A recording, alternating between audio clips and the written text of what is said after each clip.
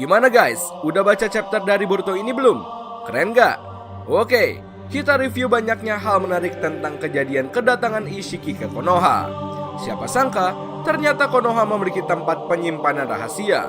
Serta kedatangan Ishiki ini langsung dihadang oleh sang Hokage langsung.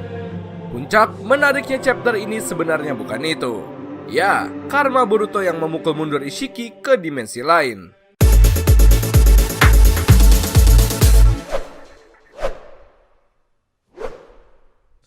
Halo bro, balik lagi dengan channel Daftar Review TV. Nah, kali ini kita akan membahas mengenai misteri dan fakta-fakta menarik dalam chapter terbaru ini. Ya, Boruto, Ishiki, serta dua orang terkuat Konoha. Kedatangan Ishiki ke desa Konoha memang gak ada akhlak sekali. Ia bahkan bertindak dengan sedikit kalem, tapi membuat beberapa kerusakan. Bahkan nih, Ishiki sudah sempat-sempatnya menggunakan Sukuna Hikona dengan Shuriken Jounin Konoha tersebut. Tidak berhenti sampai di situ, kemarahan Ishiki ini semakin menjadi setelah ia terbang melesat jauh mencari Kawaki. Karena dengan Byakugan pun, ia malah melihat seperti tumpukan jarum-jarum di sekitar jerami yang begitu banyak. Sebabnya ia mendatangi lebih dekat, dan terjadilah beberapa hal menarik tentang kisah ini. Ya, Ishiki langsung dibuat terkejut dengan cegatan sang Hokage. Negosiasi awalnya terjadi antara kedua orang itu, akan tetapi percuma saja karena pada akhirnya pun mereka bersih tegang dengan kemampuan mereka. Dan tentu siapa yang overpower? Yap, Ishiki. Naruto dibuat kewalahan, bahkan jatuh berkali-kali oleh si Otsutsuki tersebut. Momen ini menyebabkan beberapa kerusakan pada desa Konoha, karena ia melancarkan tekniknya juga. Serta Naruto jatuh dalam reruntuhan gedung. Sepertinya dengan cakra Kyuubi mode belum cukup untuk menghadapi seorang Otsutsuki.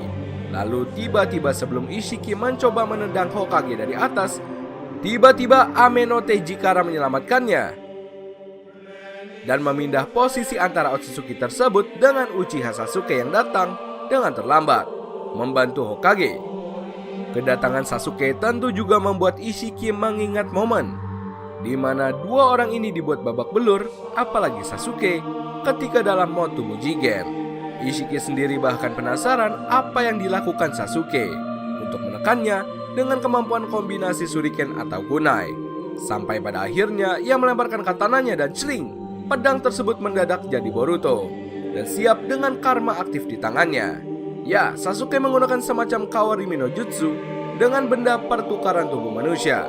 Karena ini objeknya makhluk hidup, Ishiki sendiri tidak bisa memanipulasi benda tersebut menggunakan Sukuna Hikona.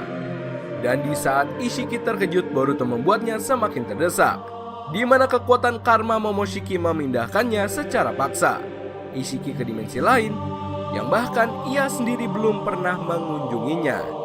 Ia Ishiki bahkan super tidak menyangka bahwa karma Momoshiki sebegitu kuatnya sudah dimiliki Boruto. Karena momen inilah setidaknya untuk saat ini Ishiki tidak bisa menghancurkan Konoha.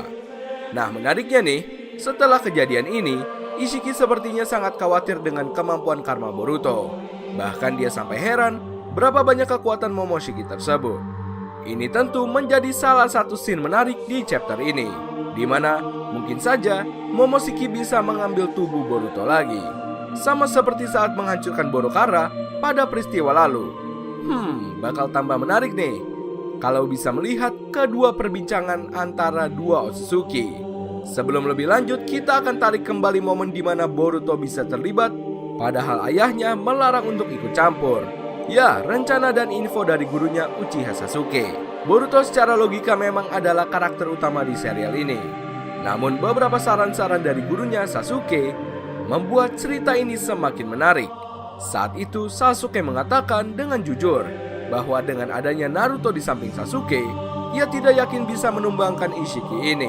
Ini dipicu saat dengan tubuh Jigen saja keduanya babak belur apalagi melawan sang Otsutsuki.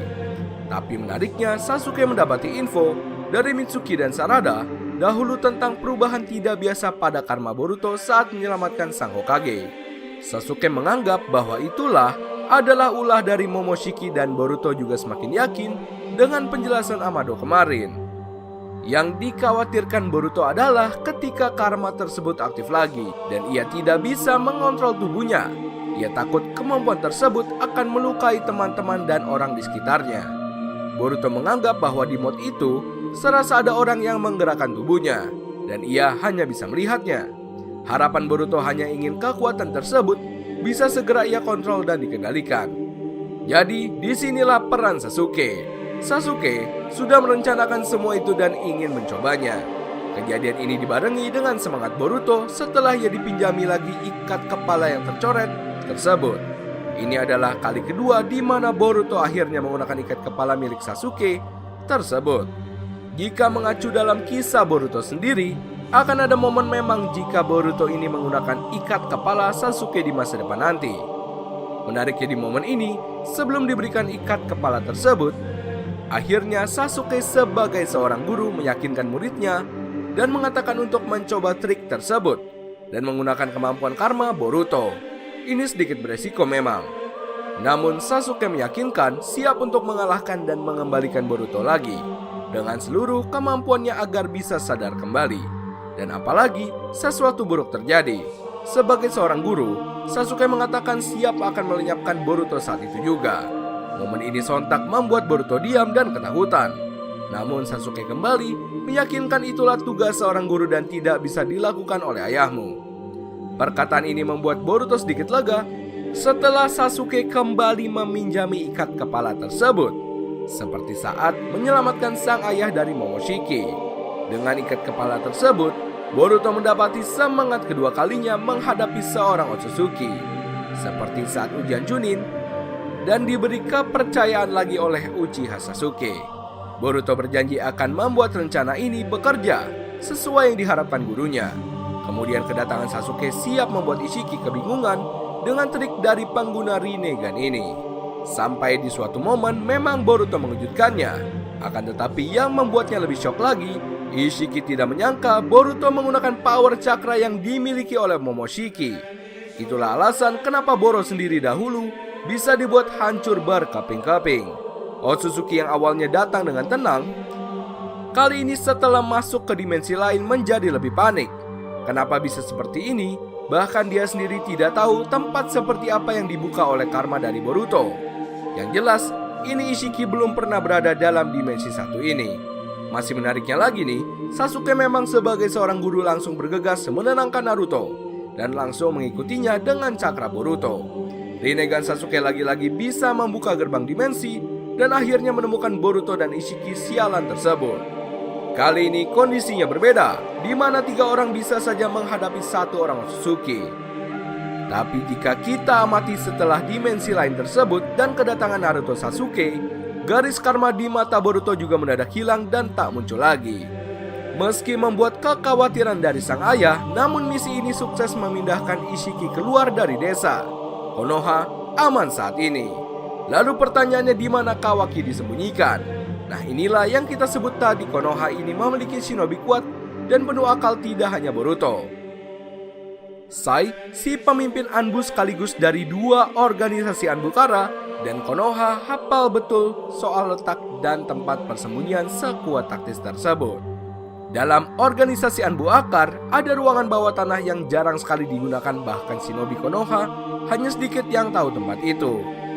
Dan tempat ini pun tidak pernah kedeteksi oleh desa lain sekalipun.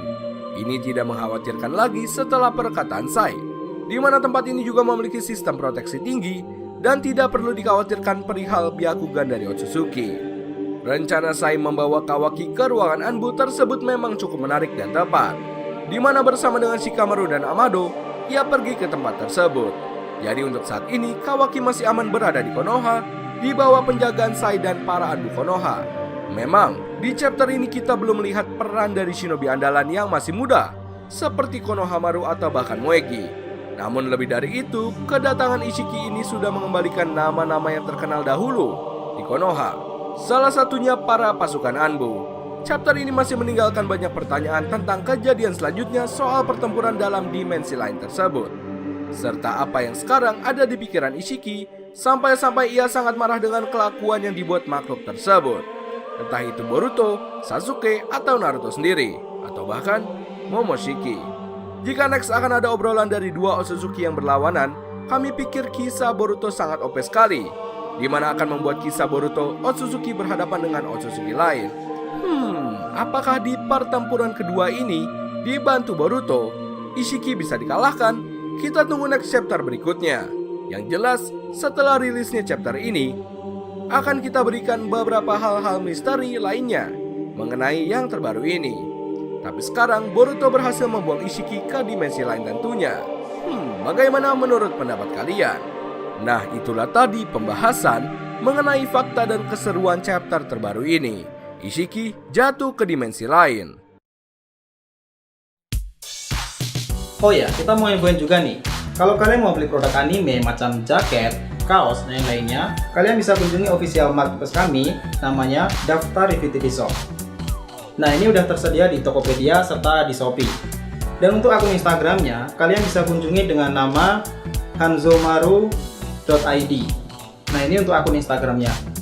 Dan bagi kalian yang ingin custom case HP, mau desain anime atau produk apapun, kalian bisa kunjungi akun Instagramnya dengan nama drtv.customcase. Informasi selengkapnya kalian bisa cek di sini, kalian bisa japri di sini, dan kita sudah taruh link semuanya di deskripsi video Daftar Review TV. Oke, kita lanjut pembahasan. Terima kasih telah menonton video kami. Jangan lupa like dan subscribe jika menurut kalian video kami bermanfaat. Sampai bertemu di video selanjutnya and see you next time. Bye bye.